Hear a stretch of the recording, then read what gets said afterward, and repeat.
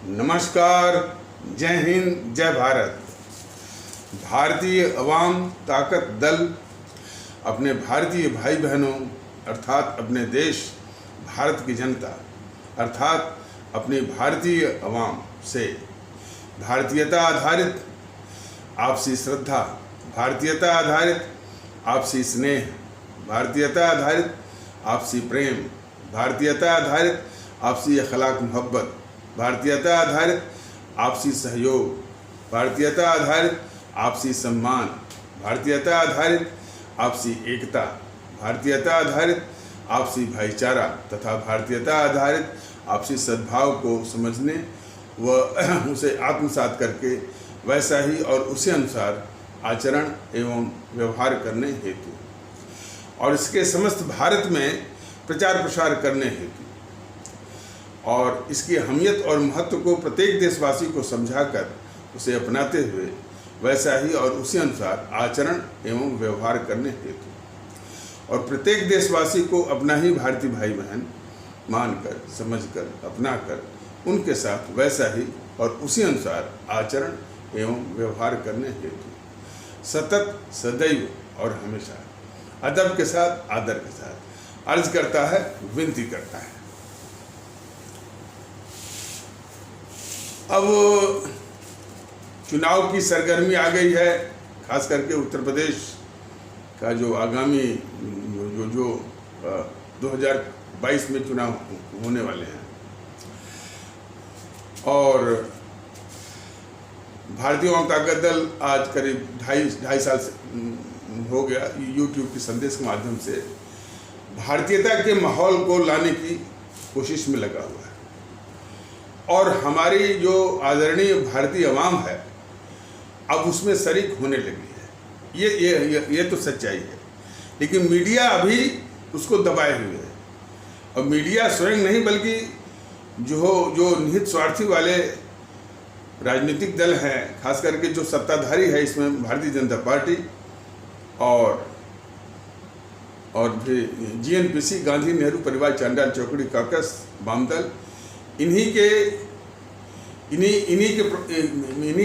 प्रभाव में भी है और इन्हीं के चंगुल में भी है मीडिया। तो वो अभी भारतीय जनता दल का नाम लेने से बच रहे हैं सब। लेकिन उसका प्रभाव देखने को मिल रहा है। वो जो पूर्णतः जो स्थानीय माने जो समाचार पत्र हैं या YouTube चैनल हैं या टैबलॉइड्स हैं वो इसकी खबर बताते हैं, लेकिन वो भी नाम लेने से बचते हैं। और इसके अलावा जो है जब इसका प्रचार प्रसार बढ़ रहा है तो ऐसी भी खबरें आ रही हैं कि जो ये राजनीतिक दलों के जो माने ऐसे कार्यकर्ता या तत्व हैं वो भारतीय जनता दल के पदाधिकारी से धमकी और गाली गलौज में बात कर रहे हैं। तो इन बातों से कोई आश्चर्य नहीं और हमारी आदरणीय भारतीय अवाम को भी कोई आश्चर्य नहीं होना चाहिए। गाली गलौज, धमकी यही उनकी संस्कृति है, यही उनकी कल्चर है। अब रही बात है कि अब उनकी कल्चर को झेलना है या नहीं झेलना है, यही तो फैसला करना है अपने आदरणीय भारतीय अवाम को। और वो फैसला पूर्णतः EVM मशीन पर दिखना चाहिए, इनको नस्ते नाबूद करते हुए। यही चीज़ एक सूत्र सबसे आसान वाला, सबसे शॉर्टकट वो भारतीय जनता दल अपने आदरणीय भारतीय भाई बहनों से कर रहा है। लेकिन कुछ मूलभूत प्रश्न हैं। हमारे प्रधानमंत्री, हमारे राष्ट्रपति, हमारे सर्वोच्च न्यायालय और हमारे माननीय सर्वोच्च न्यायालय के माननीय न्यायमूर्तिगण, हमारे माननीय उच्च न्यायालयों के न्यायमूर्तिगण और मुख्यमंत्री महोदय, माननीय मुख्यमंत्री, माननीय प्रधानमंत्री इत्यादि जो है भारत के संविधान की शपथ लेते हैं और इनमें से विशेष जो उल्लेखनीय है प्रधानमंत्री और मुख्यमंत्री। और जो राजनीतिक दल से जो एमएलए का या एमपी का चुनाव लड़ते हैं या उसकी और उसका सदस्य बनने के लिए, एमएलए बनने के लिए, एमपी बनने के लिए जो प्रयास करते हैं, ये उनके लिए महत्वपूर्ण है कि वो सभी जो है भारत के संविधान की शपथ लेते हैं। भारत का संविधान अपने देशवासियों को प्रस्तावना के जरिए, प्रियम्बुल के जरिए ये संदेश देता है कि भाई हमारी पहचान क्या है। जब कहता है कि हम भारत के लोग, मतलब कि हम भारतीय, हम सिर्फ भारतीय हैं, इसके अलावा कुछ नहीं है, ये उसका स्पष्ट संदेश है। तो कहने का मतलब है कि राष्ट्र भारत में जितने भी रहने वाले हैं वो भारतीय नागरिक के रूप में भारतीय हैं। ये हमारा भारत का संविधान ये सभी को स्पष्ट रूप से संदेश देता है।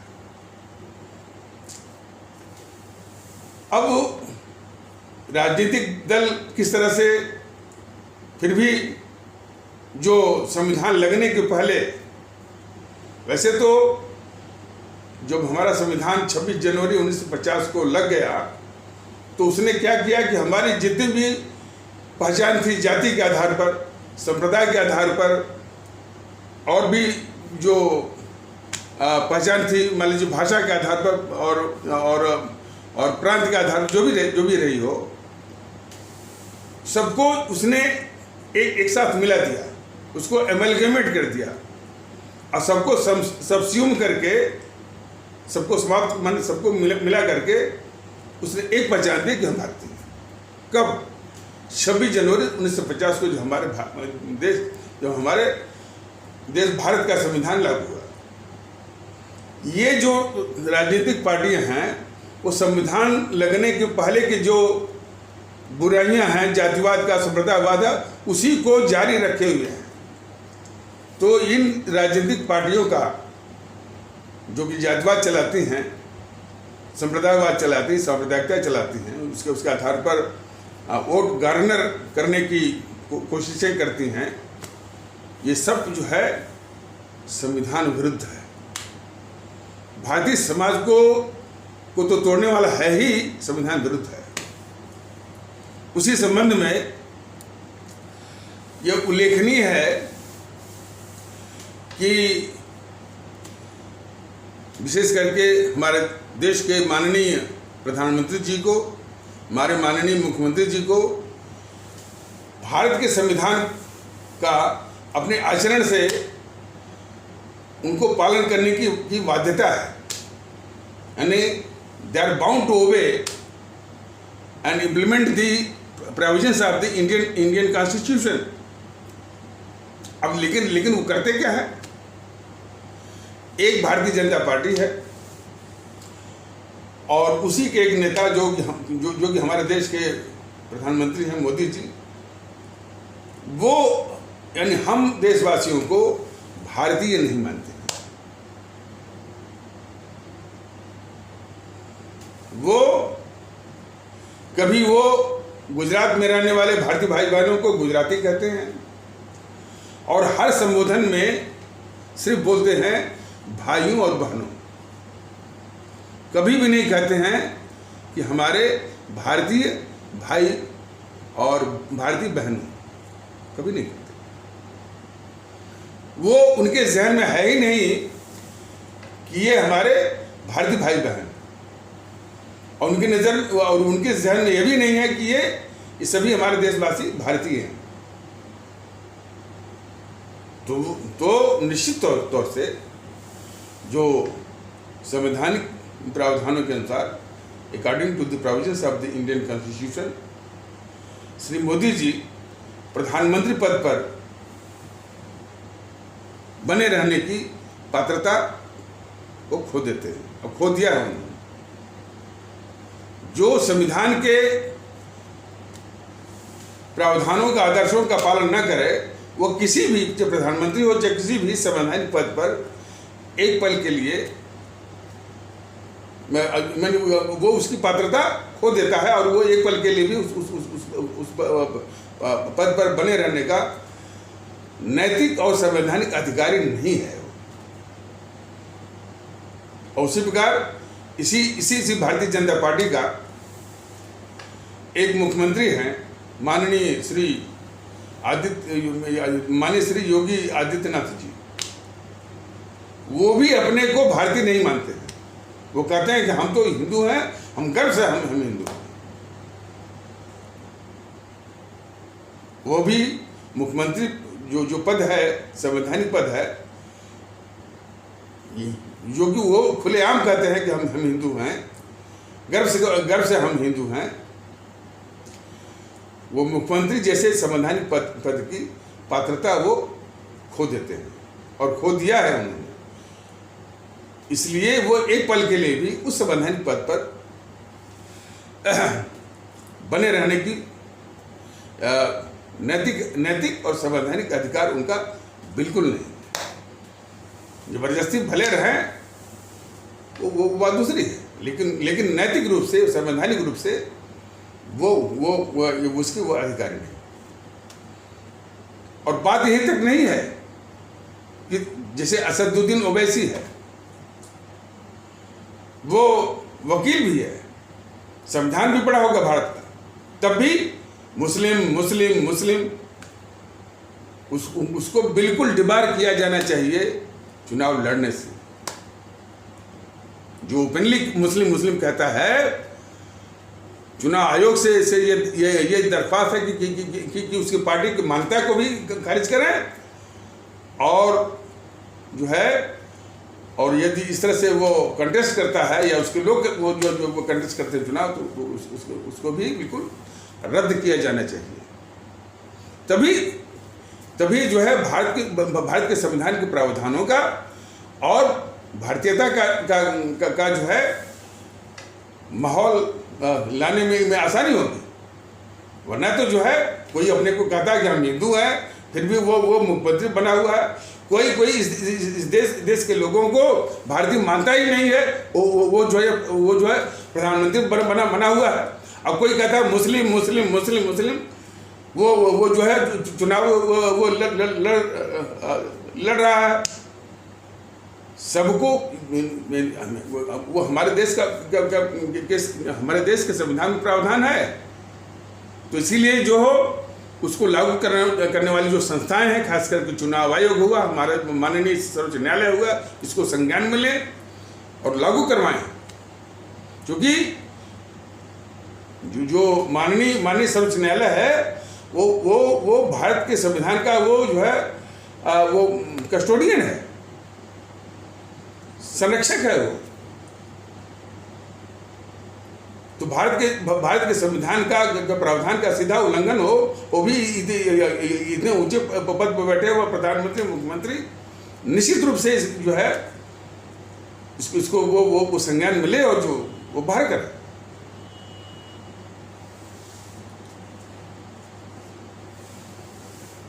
लेकिन शायद भारतीय जनता दल को ये संदेह है कि ये कहने को तो सर्वोच्च न्यायालय है, कहने को तो चुनाव आयोग है, इतना इनमें स्पाइन नहीं है, इतना उनमें हिम्मत नहीं है, नैतिक बल नहीं है कि यानी इन बुराइयों का वो सामना कर सकें और दूर कर सकें। इसलिए ये दारोमदार, ये जिम्मेदारी अपनी आदरणीय भारतीय अवाम के ऊपर ही आती है कि इनको नष्ट में नाबूद करिए। जो काम सर्वोच्च न्यायालय नहीं, जबकि उसको करना चाहिए, जो काम चुनाव आयोग को करना चाहिए, जो कि नहीं कर पा रही हैं, तो वो सारी जिम्मेदारी अपनी भारतीय अवाम को करना पड़ेगा कि इन सारी पार्टियों को जो बिल्कुल संविधान विरोधी हैं, संविधान के आदर्शों का पालन करने के लिए तैयार नहीं है। और आपके सामने जो दो तीन उदाहरण आपको बताए गए,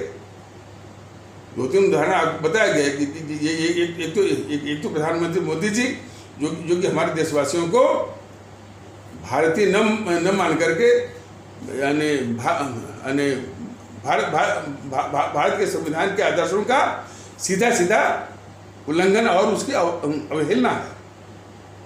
और एक मुख्यमंत्री है बीजेपी का जो कि अपने हिंदू बोल करके जो है भारत के संविधान के आदर्शों का सीधा उल्लंघन है।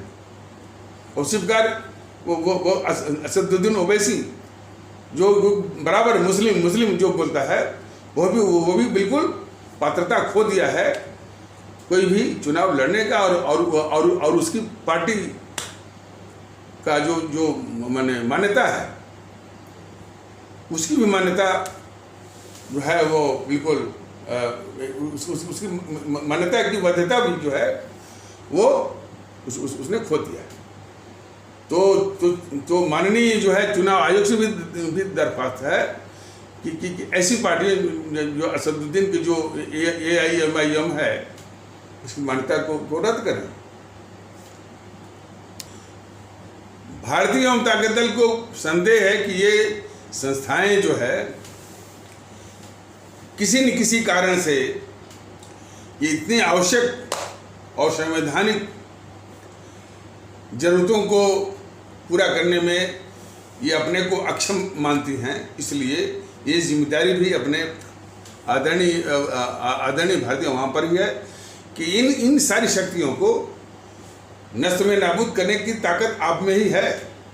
वो जो मताधिकार का आपका जो बिल्कुल इनविंसिबल और अमोघ अस्त्र है, उसी के द्वारा। अब देखिए, ये तालिबान अंतर्राष्ट्रीय मुद्दा तो जो है ही है, मैंने तालिबान के विषय में काफ़ी ये चर्चा हो रही है विश्व स्तर पर कि इसको मान्यता नहीं दी जानी चाहिए, और बात उचित भी है। आतंकवादी है और उसने यानी खून खराबा करके जो है कि किसी देश पर वो कब्जा किया है, और अब अभी भी उसका आतंकवादी घटना चली रही है। मंत्रिमंडल का न तो गठन हुआ, और फिर जो है जो शपथ ग्रहण समारोह भी नहीं हुआ, अभी भी मारकाट भी आ रही है। तालिबान के अंदर मारकाट आ रही है खुद आपस में। शायद उसका कोई मुल्ला अब्दुल गनी बरादर के विषय में तमाम अफवाहें आ रही हैं, और उसको ढक रहा है कि नहीं कुछ नहीं हुआ है, कुछ मरे वरे नहीं है। तो आतंकवादियों का तो ऐसे ही रहता है।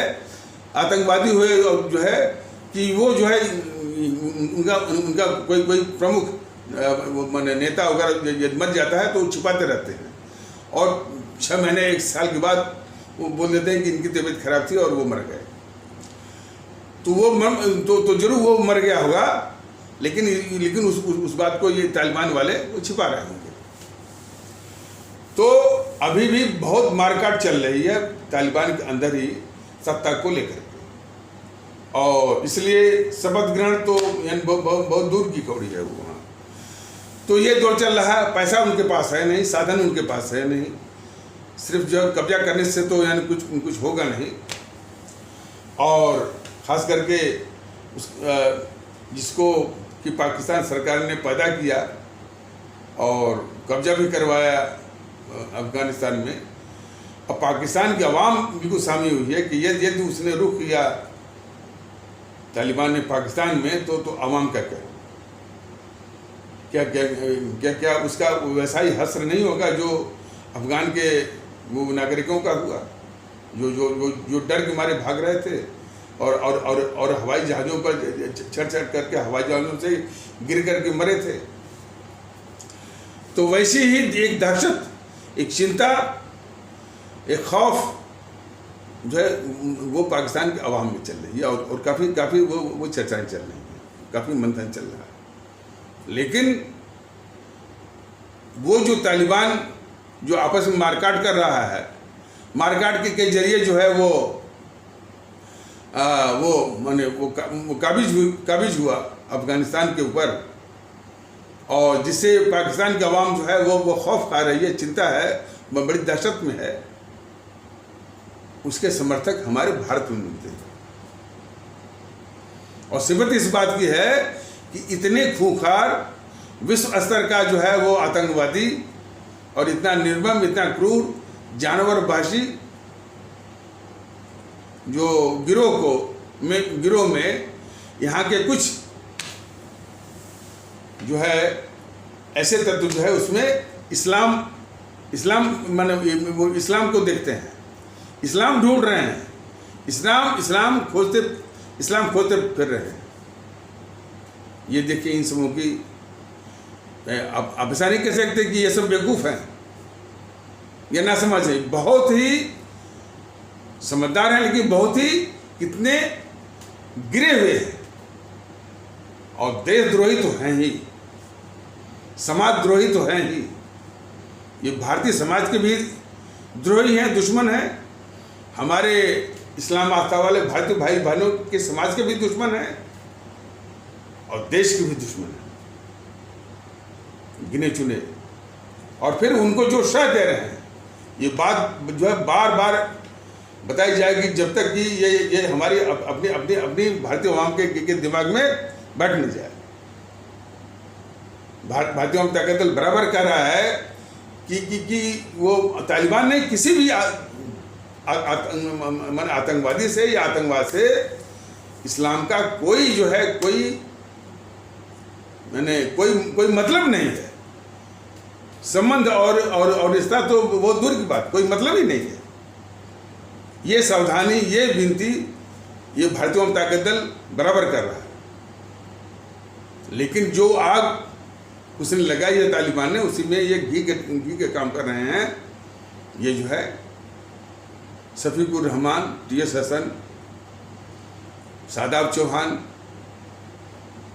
और शुएब जमई, रशीदी, अंसार रजा, और ये जो है बॉलीवुड वाला जावेद अख्तर, बताइए। और जावेद अख्तर ने तो एक कदम और आगे बढ़ करके वो तालिबान की तुलना कर दिया आरएसएस से। क्या आरएसएस ने इतनी मारकाट की है? क्या आरएसएस ने उतनी वो निर्ममता से मैंने वो हाथ पर बात करके लोगों का गला काटा है? महिलाओं के साथ यानी वो बात बोली है वो आरएसएस ने? ऐसे लोगों को तो तुरंत जो है देश के बाहर बॉलीवुड वाले भी बाहर कर दें। और खास करके जावेद अख्तर का कोई भी विज्ञापन हो और जितनी उसकी फिल्में हैं, हमारे देश के लोग उसका बहिष्कार करें। गद्दार तो खैर है ही हो, हमारे इस्लाम आस्था वाले आदरणीय भारतीय भाई बहनों को वो तंग कर रहा है। उसी की बदौलत जो है कट्टरवादी तत्वों को मौका मिलता है पूरे हमारे आदरणीय इस्लाम आस्था वाले भारतीय भाई बहनों के समाज को निशाना बनाने का और लपेटने का। जो कट्टरवादी तत्व बिल्कुल आंख गड़ाए गिद्ध की तरह बढ़े रहते हैं, इन्हीं के वक्तव्यों को आधार बना करके पूरे के पूरे इस्लाम आस्था वाले आदरणीय भारतीय भाई बहनों को, पूरे समाज को पर वो निशाना बनाते हैं और उनको लपेटने की कोशिश करते हैं। तो ऐसे लोगों को बिल्कुल देश के बाहर कोई ठिकाना नहीं। लेकिन हम कहें तो क्या कहें? ये कार बैठा हुआ है अपना प्रधानमंत्री मोदी। सारे देश विरोधी ताकतें जो हैं उनके हौसले बुलंद हैं, उनके हौसले सातवें आसमान पर है। कोई कुछ भी कह दे देश के खिलाफ, अपने समाज के खिलाफ, कोई रोक टोक नहीं। ये इस कार मोदी के शासन के थे। तो जब तालिबान की चर्चा हो रही है तो इसकी भी अब देखिए, अब ये मैंने मानसिक बौद्धिक बेईमानी जरा देखिए इसको बहुत गौर से। तालिबान की चर्चा हो रही है, लेकिन इस पर चर्चा नहीं हो रही कि तालिबान को इस पर भी चर्चा हो रही है कि तालिबान को पाकिस्तान ने बनाया। पाकिस्तान को किसने बनाया? वहीं पर स्वार्थी तत्वों का दिमाग कुंठित नहीं होता है, वो शातिराना ढंग से इसको ढकते हैं। यानी उनका दिमाग कुंठित नहीं होता है, वो इसको शातिराना ढंग से ढकते हैं। ये पाकिस्तान को आखिर किसने बनाया? मैं भी व्यक्तिगत रूप से यानी कई लोगों से मैं बात करता भी रहता हूँ। तो एक तो सब कभी मुस्लिम लीग, तो कभी जिन्ना, कभी आरएसएस, कभी सावरकर, कभी विश्व हिंदू परिषद, सबका नाम वो ले लेंगे, नेहरू का नाम नहीं लेते। कुछ ऐसे भी हैं, गांधी का भी वो नाम वो ले लेंगे, लेकिन नेहरू का नाम नहीं लेते। तो नेहरू को बचाने की इतनी बड़ी मानसिकता एक काम कर रही है, लेकिन देश के लोगों को जानना चाहिए कि नेहरू ने सिर्फ सत्ता की खातिर इस देश को बांटा। क्योंकि कांग्रेस को तो दबाव में लेकर के और कांग्रेस के संविधान के विरुद्ध जो है मोहनदास करमचंद गांधी वो जो है सबको दबा करके, मतलब कि जिनके पक्ष में वो समर्थन आया था, जेबी कृपलानी, सीता वीरमैया, पट्टा वीरमैया और सरदार पटेल के पक्ष में सबसे अधिक आया था, यानी 15 में से 12 प्रांतीय इकाइयों का। उनसे भी जबरदस्ती जो है वो इस्तीफा ले लिया नेहरू के पक्ष में। तो सभी लोग झुक जाएंगे ऐसा तो कोई आवश्यक नहीं है। जिन्ना साहब नहीं झुके, और खास करके इस बात को कि जिन्ना साहब जो है इस गद्दार नेहरू की अपेक्षा जो है ज़्यादा जो है यानी उम्र दराज भी थे और ज़्यादा अनुभवी यानी तजुर्बेकार और ज़्यादा सीनियर जो है वो बैरिस्टर भी थे। ये 3 गुण थे। और फिर उन्होंने देखा कि कैसी साजिशें यानी ये दोनों गद्दार कर रहे हैं, गद्दार यानी देश के गद्दार, भारत के गद्दार, ये जवाहरलाल नेहरू और मोहनदास करमचंद गांधी। तो इन्होंने भारत के प्रधानमंत्री पद का यानी जो 1946 में वो दावा ठोक दिया। यही जो है उन सबों को खटकने लगे। अब ये तीनों तिगड़ी जो है गद्दार, देश का गद्दार जवाहरलाल नेहरू और देश का गद्दार मोहनदास करमचंद गांधी और माउंटबेटन, तीनों मिल करके अब वो नेहरू को प्रधानमंत्री बनाने के लिए साजिशें करने लगे। माउंटबेटन तो खैर अंग्रेज था, देश को बांटना चाहता ही था, तो लेकिन देश के बांटने का इल्जाम अपने कंधे पर लेना चाहता नहीं था। तो उसने कहा भाई कि ये नेहरू प्रधानमंत्री बन सकता है बशर्ते देश को बांटा जाए, लेकिन बांटने का प्रस्ताव कांग्रेस से आना चाहिए। जब ये खबर मिली देशवासियों को कि भाई कि वो उस गवर्नर जनरल ने शर्त रखी है कि जो है कांग्रेस जो है वो देश विभाजन का प्रस्ताव पारित करे, तभी ये नेहरू जो प्रधानमंत्री बन सकता है। तो देश को बड़ी राहत इस मामले में हुई कि भाई कि ये ठीक है, यानी इसने आज़ादी की लड़ाई नहीं लड़ी, ये अंग्रेजी सरकार की मुखबरी और अंग्रेज सरकार के लिए मुखबरी और उसकी दलाली करती रही, मोरलेस लगभग। लेकिन देश बांटने का प्रस्ताव पास करे ऐसा नहीं हो सकता। लोगों को विश्वास ही नहीं था कि कांग्रेस ऐसा भी कर सकती। लेकिन ये गद्दार मोहनदास करमचंद गांधी जाकर के, और ये देखिए विशेषता इस बात की कि ये मोहनदास करमचंद गांधी देखिए ये कितना गद्दार था और कितना दुष्ट था, इसका नमूना जरा देखिए कि 1946 में या 1945 में ही ये मैंने जब ये द्वितीय विश्व युद्ध समाप्त हुआ तो, और इसके बाद जो हमारे जो आज़ाद हिंद फौज सुभाष चंद्र बोस की और उसके 60,000 सैनिकों में से 28,000 सैनिक शहीद हो गए। तो आज़ाद हिंद फौज के में सैनिकों की शहादत के कारण जो है ब्रिटिश की यानी ब्रिटिश इंडिया की जो रॉयल इंडियन नेवी में बगावत हुई और फिर जो आर्मी यानी थल सेना में भी बगावत शुरू होने वाली थी।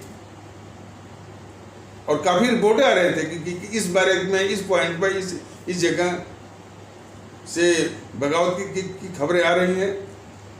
तब वो अंग्रेज जो है ये सोच लिए थे और इसके अलावा भी वो इसके अलावा द्वितीय विश्व युद्ध में लगभग वो आर्थिक रूप से टूट चुके थे। तो एक मन बना चुके थे कि एक बाइज्जत सिर्फ वॉकओवर के जरिए वो निकल जाए। तो अंग्रेज भी चाहते थे कि सबसे सेफेस्ट, सबसे सुरक्षित वॉकओवर सिर्फ ये गद्दार नेहरू ही दे सकता है। तो वो भी नेहरू को ही जो है नेहरू को ही सत्ता सौंपने के का उनके मन में था अंग्रेजों के। लेकिन ये कठिन बहुत था। कठिन इसलिए था कि जो 1946 में चूँकि वो असेंबली के चुनाव हुए थे और अंतरिम मंत्रिमंडल, इंटरिम कैबिनेट बनना था सत्ता के हस्तांतरण के लिए। उस इंटरिम कैबिनेट का प्राइम मिनिस्टर, अंतरिम मंत्रिमंडल का प्रधानमंत्री वही बन सकता था जो कि उसमें कांग्रेस का अध्यक्ष रहता। मौलाना अबुल कलाम आज़ाद सन 1940 से लेकर के वो 46 तक 7 साल लगातार वो कांग्रेस के अध्यक्ष बने रहे। और वो भी क्यों, जबकि उसमें कांग्रेस के संविधान, जबकि परंपरा ये थी कि कांग्रेस अध्यक्ष सिर्फ 1 साल के लिए बनता था। चूँकि उसमें कांग्रेस बिल्कुल मर चुकी थी, लोग अपने अपने घरों में बैठ कर के वो आराम फरमा रहे थे। किसी को ये फिक्र नहीं थी कि भाई वो इसके लिए अधिवेशन करना है और अध्यक्ष का चुनाव भी करना है। तो इन्हीं बातों को लेकर के जो है वो कांग्रेस यानी जो हर साल प्रत्येक वर्ष जो है वो कांग्रेस के अध्यक्ष के चुनाव के लिए न तो अधिवेशन बुलाया गया न उसका चुनाव हुआ। और इसीलिए जो है वो मौलाना अबुल कलाम आज़ाद जो है वो 40 से लेकर 46 तक लगातार जो है कांग्रेस के अध्यक्ष बने रहे। लेकिन ज्यों ही ये मालूम हुआ कि जो कांग्रेस का अध्यक्ष रहेगा वही प्रधानमंत्री बनेगा, तो तुरंत ये गद्दार मोहनदास करमचंद गांधी मौलाना आज़ाद से कहा कि अब आप इस्तीफा दे दीजिए। और नेहरू के पक्ष में वक्तव्य दे करके साथ मौलाना आज़ाद ने नेहरू के पक्ष में वक्तव्य तो नहीं दिया लेकिन इस्तीफा दे दिया। ये बात मौलाना अबुल कलाम आज़ाद ने अपनी आत्मकथा में लिखा हुआ है। और इन जीएनपीसी वालों ने, गांधी नेहरू परिवार चंदा चौकड़ी काकस वालों ने संग्रहालय से इनकी आत्मकथा लिखी हुई, अपने हाथ से लिखी हुई आत्मकथा का उन पन्नों को गायब करा दिया है। ये भी जानने की आवश्यकता है पूरे देश के कि मौलाना आज़ाद के आत्मकथा के उन पन्नों को इन जीएनपीसी वालों ने गायब करा दिया है जो कि उनके हिसाब से आपत्तिजनक लगते थे।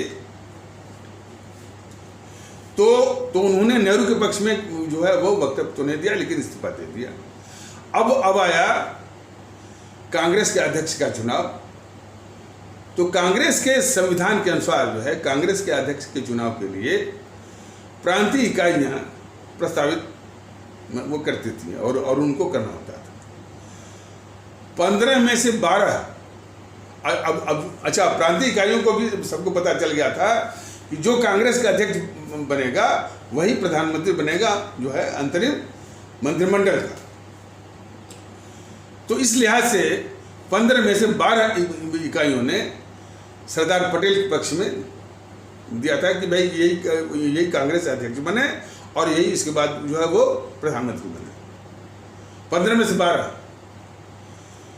और बाकी बचे 3 में से एक जो है वो जेबी कृपलानी और 2 जो है, कुछ लोग बताते हैं कि कुछ लोग और भी कहते हैं मैंने इन सिर्फ 3 के लिए, और 2 जो है सीता वीरमैया पट्टा वीरमैया के पक्ष में। ये गद्दार मोहनदास करमचंद गांधी कांग्रेस का प्राथमिक सदस्यता यानी प्राथमिक सदस्य भी नहीं था, क्योंकि ये बहुत पहले 11 वर्ष पहले जो है कांग्रेस की प्राथमिक सदस्यता से इस्तीफा दे चुका था गद्दार मोहनदास करमचंद गांधी। यह पूरे देश के लोग जाने कि जो कांग्रेस का प्राथमिक सदस्य ही नहीं था, वो किस हिसाब से फिर वो कांग्रेस की कार्य समिति बुलाया। देखिए मैंने ये एक एक करके जरा यानी उसकी खुराफात जरा देखिए, संवैधानिक खुराफात और देश के खिलाफ गद्दारी कि जो मोहनदास करमचंद गांधी कांग्रेस का प्राथमिक सदस्य ही नहीं था, उसने कांग्रेस की कार्य समिति बुलाई और जो है कार्य समिति के सदस्यों के द्वारा नेहरू के पक्ष में, जैसा कि इसमें भी होता है, बिल्कुल नियम विरुद्ध और संविधान विरुद्ध, लोकतंत्र के विरुद्ध सारी गतिविधियां चलती हैं इस एनपीसी के अंदर में। तो ये तभी से चली आ रही थी। तो ये कार्य समिति के सदस्यों के द्वारा जो है उनके नेहरू के पक्ष में समर्थन पत्र जो है ये जुटवाया गद्दार मोहनदास करमचंद गांधी ने। बताइए, जबकि कार्य समिति के सदस्यों के द्वारा मैंने कांग्रेस के अध्यक्ष के चुनाव में इस तरह से कोई गतिविधि कांग्रेस के संविधान के विरुद्ध था, सीधा वो उसके खिलाफ था। और ये करवा कौन रहा था? वो व्यक्ति जो कि कांग्रेस का प्राथमिक सदस्य ही नहीं था। और इसके बाद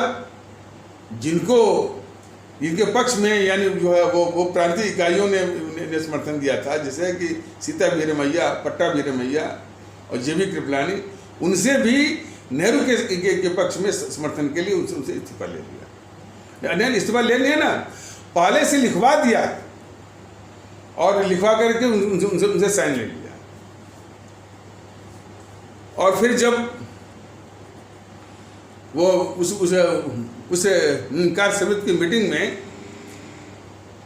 वो बड़े होशियारी से कह रहा है नेहरू को इशारा करके, नेहरू तुम्हारे पक्ष में तो कोई नहीं है।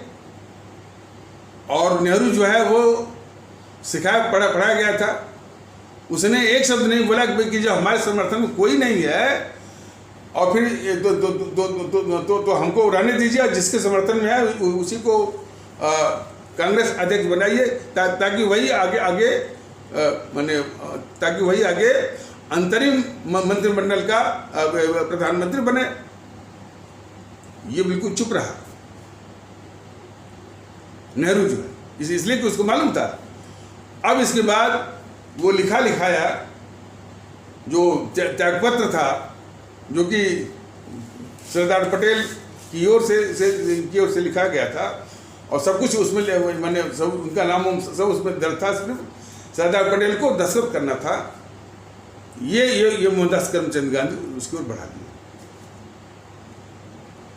ये देखिए, मैंने कांग्रेस के संविधान के खिलाफी नहीं, देश के खिलाफ इतनी बड़ी गद्दारी कि जिस शख्स को कांग्रेस में एक व्यक्ति नहीं चाह रहा था, उसको ये प्रधानमंत्री उसको उसके हाथ में देश की सत्ता देने के लिए, प्रधानमंत्री बनवाने के लिए साजिश किया गद्दार मोहनदास करमचंद गांधी ने।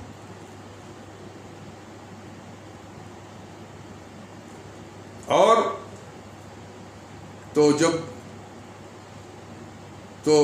कांग्रेस अध्यक्ष तो बनवा दिया। और ये बात, और सरदार पटेल जो है इस गांधी की साजिश के खिलाफ वो खड़े नहीं हुए। यही तो सवाल उठता है कि उनको लोग लौह पुरुष कहते हैं। कैसा लौह पुरुष जो इतनी खतरनाक साजिश के आगे जो है झुक जाता है, और कैसा लौह पुरुष भाई। लौह पुरुष तो हमारे परम आदरणीय राष्ट्रभक्त शिरोमणि नेताजी सुभाष चंद्र बोस थे, जो कि 1939 में कांग्रेस अध्यक्ष के चुनाव में जो गद्दार मोहनदास करमचंद गांधी और उसकी मंडली ने, उसकी चमचा मंडली ने मैंने सुभाष चंद्र बोस को अपमानित करने के लिए एक उम्मीदवार खड़ा किया था, सीताभी रमैया, पट्टाभी रमैया को। और ये जो है मोहनदास करमचंद गांधी, गद्दार मोहनदास करमचंद गांधी नेताजी सुभाष चंद्र बोस को अपमानित करने के लिए, उनको हराने के लिए ये घूम कर प्रचार भी किया। यह मोहनदास करमचंद गांधी ने, और इसने अपनी राजनीतिक प्रतिष्ठा को भी दांव में लगाया। बोला कि सीताभी रमैया, पट्टाभी रमैया की हार मेरी हार है। तभी नेताजी सुभाष चंद्र बोस ने उस गद्दार मोहनदास करमचंद गांधी के उम्मीदवार सीताभी रमैया, पट्टाभी रमैया को शिकस्त दिया, हराया। वो तो बात खैर दूसरी थी कि इसके बाद भी जो जब उनको यानी कार्य समिति का गठन करने की बात आई, तो फिर जो एक चमचा तो मैंने गांधी मंडली में एक चमचा, बहुत घोर चमचा था, गोविंद बल्लभ पंत। उसके जरिए एक लंबी लिस्ट भिजवाया कि बापू की इच्छा है कि आपकी कार्य समिति में ये लोग भी शामिल किए जाएं। तो खैर वो नेताजी सुभाष चंद्र बोस ये समझ गए कि पिछला 1 साल जो है किसी तरह से वो निकला है, इसलिए कि वो कांग्रेस को जो जज्बा है, जो उन्होंने आह्वान दिया था कि तुम मुझे खून दो और मैं तुमको आज़ादी दूंगा, मतलब कि हमारे देश के लोग कुर्बानी देने के लिए, देश की आज़ादी के लिए कुर्बानी देने के लिए लोग मानसिक रूप से जज्बे के साथ जो है वो तैयार हो। तो उसी भावना में, उसी जज्बे में, उन्हीं विचारों में ढालने के लिए वो उन्हीं विचारों में कांग्रेस को भी ढालना चाह रहे थे। लेकिन कांग्रेस की फितरत तो दूसरी थी। कांग्रेस की फितरत थी अंग्रेजी हुकूमत की दलाली करना और जो है उसके लिए मुखबिर करना। तो नेताजी जी सुभाष चंद्र बोस जो उसको जो है यानी राष्ट्रभक्ति के साँचे में ढालना चाह रहे थे, तो उनको भी दिक्कत हुई और कांग्रेसियों को भी दिक्कत हुई। तो उन्होंने सोचा कि भाई 1 साल तो पिछला 1 साल तो कैसे भी निकल गया, अब ये जो साजिश कर रहा है मोहनदास करमचंद गांधी, अब ये और मुश्किल कर देगा और इससे कुछ हासिल भी नहीं होगा।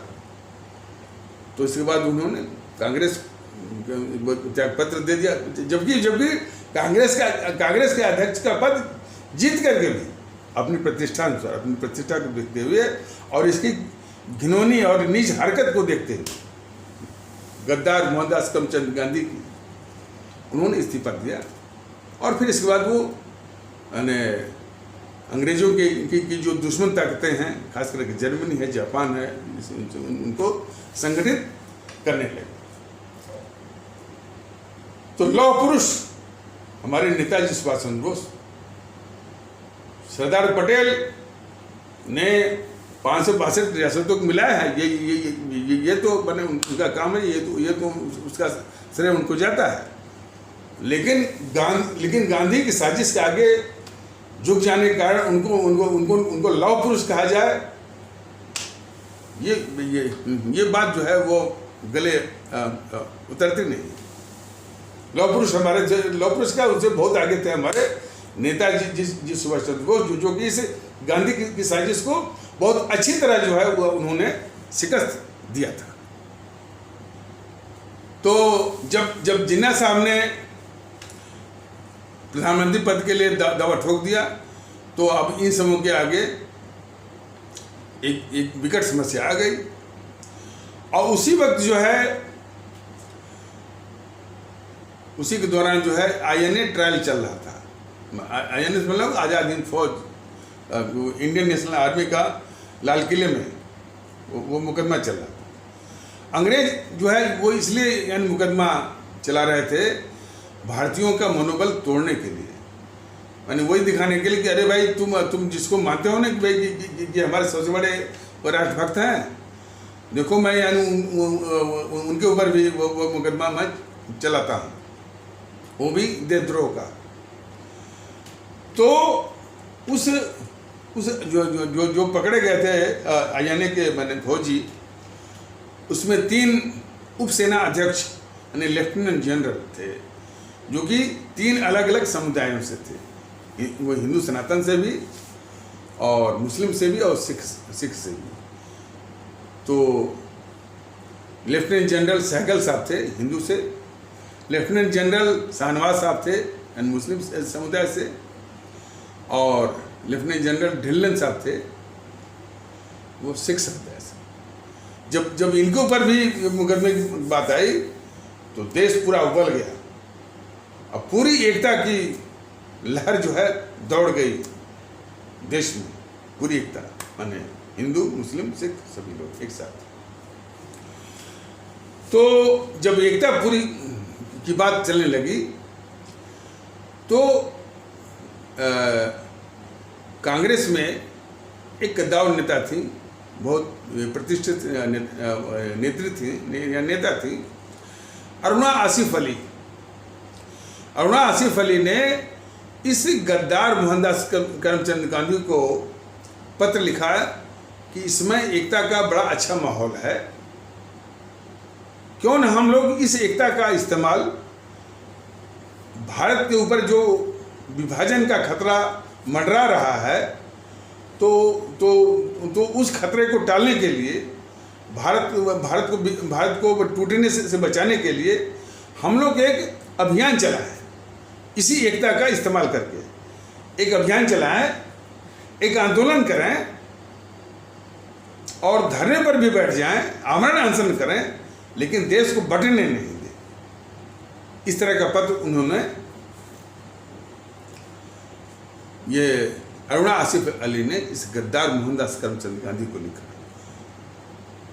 तो उसके जवाब में ये क्या व्यंग करके जवाब दे रहा है उनको, अरुणा आसिफ अली को, कि यह कोई हिंदू मुस्लिम में एकता नहीं है, यह हिंदू और मुसलमान तो दीवालों पर वो हाथ मिला रहे हैं। वो अंग्रेजी में जवाब दिया कि this is not an unity among Hindus and Muslims, they are joining hands at the barricades only. ये अंग्रेजी में उसने जवाब दिया गद्दार मोहनदास करमचंद गांधी ने। तो इसके जवाब में अरुणा आसिफ अली ने फिर एक चिट्ठी लिखी कि हाँ, अभी तो भाई हिंदू मुसलमान जो है दीवालों पर ही हाथ मिला रहे हैं, लेकिन इन दोनों में एकता यहीं से शुरू होती है।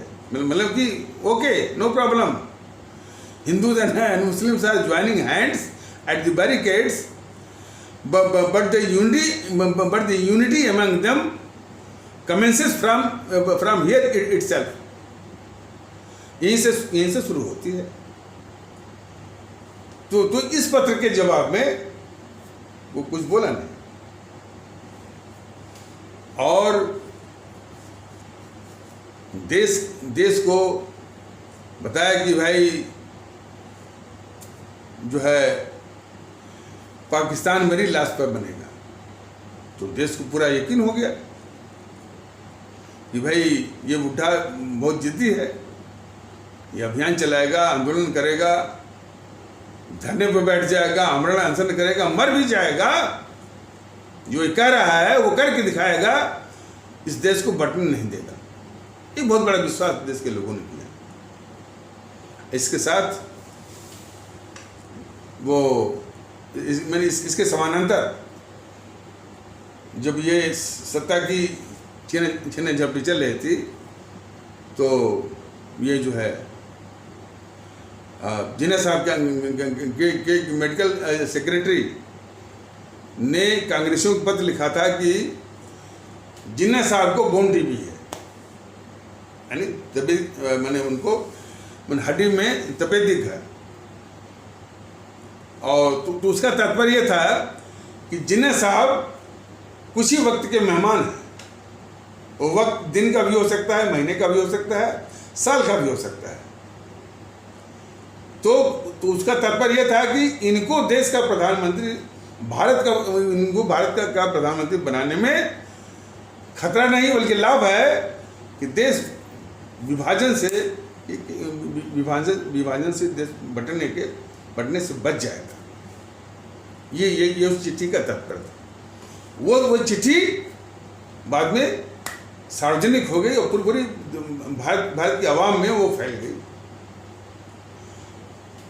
जैसा कि पिछले एपिसोड में बताया गया था कि हमारे भी दिमाग में ये बात पसी नहीं थी कि भाई भारत को आज़ादी मिली, और कोई भी इस बात को सोच सकता है कि आज़ादी मिली।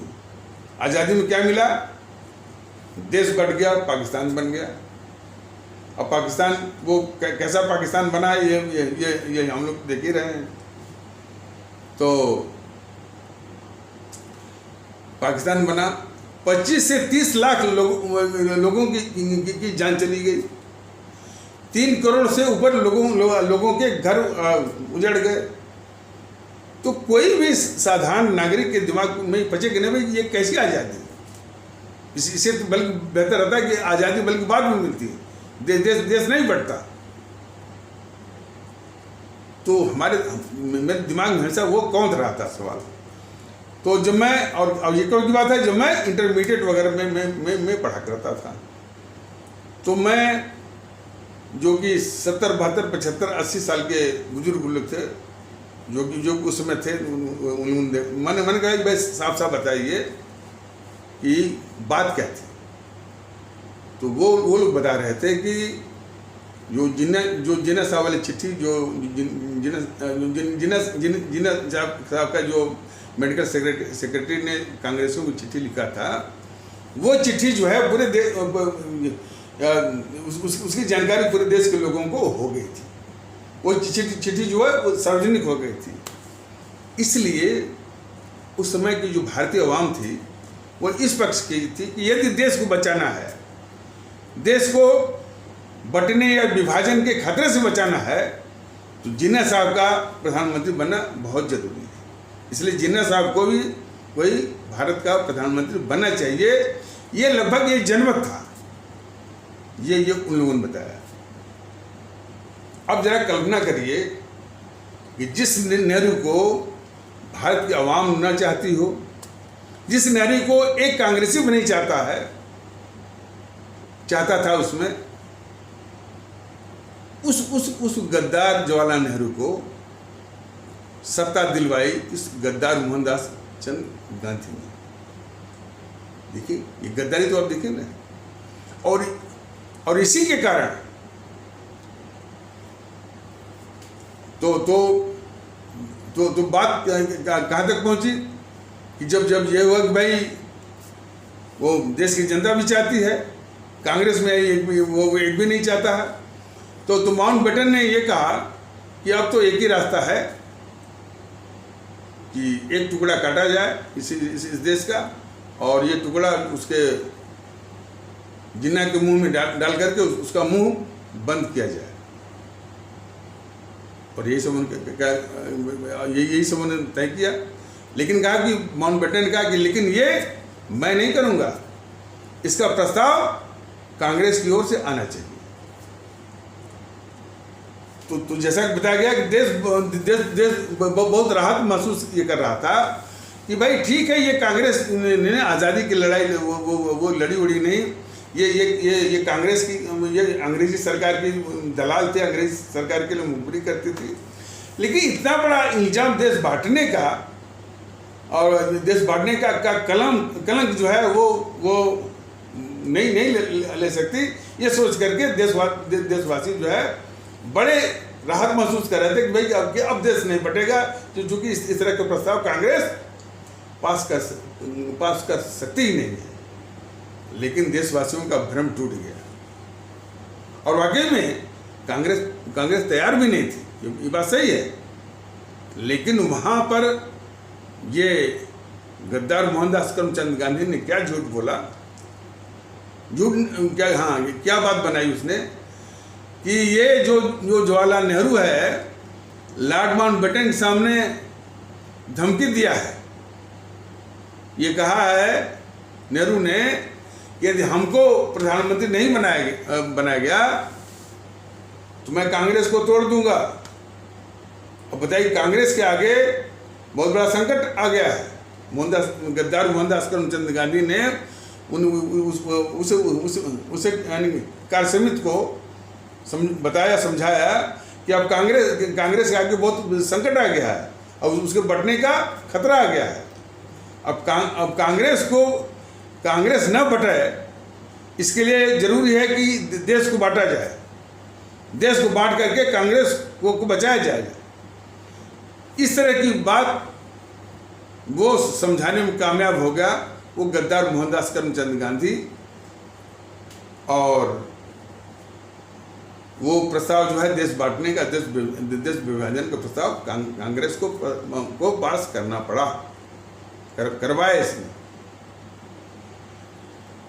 सवाल आता है कि आजकल कुछ परीक्षाओं में, कॉम्पिटिटिव एग्जामिनेशंस में, कि देश विभाजन का प्रस्ताव जो कांग्रेस ने पारित किया था, उस प्रस्ताव का विरोध किसने किया था याद है? तो विरोध सिर्फ एक ही आदमी ने किया था, वो थे मौलाना अबुल कलाम आजाद। यह देश को जानना चाहिए कि देश विभाजन का प्रस्ताव जो इस कांग्रेस ने पास किया हुआ है, उसका विरोध सिर्फ से एक ही व्यक्ति ने किया था, वो थे हमारे मौलाना अबुल कलाम आजाद। और उस पर जो है सैफुद्दीन किचलू साहब जो है बहुत लताड़े इन कांग्रेसियों को। और सैफुद्दीन किचलू साहब वही नेता हैं कि सैफुद्दीन किचलू और सतपाल साहब, जिनको छुड़ाने के लिए बैसाखी के दिन जलियांवाला बाग में हमारे भारतीय भाई बहन इकट्ठा हुए थे। जलियांवाला बाग इतना एक दुखांत घटना हुई थी, जलियांवाला बाग। तो सैफुद्दीन किचलू साहब वो वही महान नेता हैं, उसने जब इस कांग्रेस ने देश विभाजन का प्रस्ताव पास किया, बहुत ही लताड़ा कि इतना देश विरोधी, देश की गद्दार और जो है सांप्रदायिकता के आगे झुकने वाली ये कांग्रेस है। तो बहुत कुछ बताना है, देश को बताना है और पूरी जानकारी, ये सारे सवाल जो है इन गद्दार कांग्रेसियों से, गद्दार जो है राहुल से, सोनिया से, प्रियंका से और जिससे पूरे देश की जनता करे, और उसके साथ साथ सभी दलों को मतपेटी पर शून्य करे। अब ये चूंकि विस्फोट जो है वो लंबा न होने पाया, तो इसलिए इन्हीं आवश्यक शब्दों के साथ इस आवश्यक परिचर्चा को यहीं पर विराम दिया जाता है। तब तक के लिए नमस्कार, जय हिंद, जय भारत।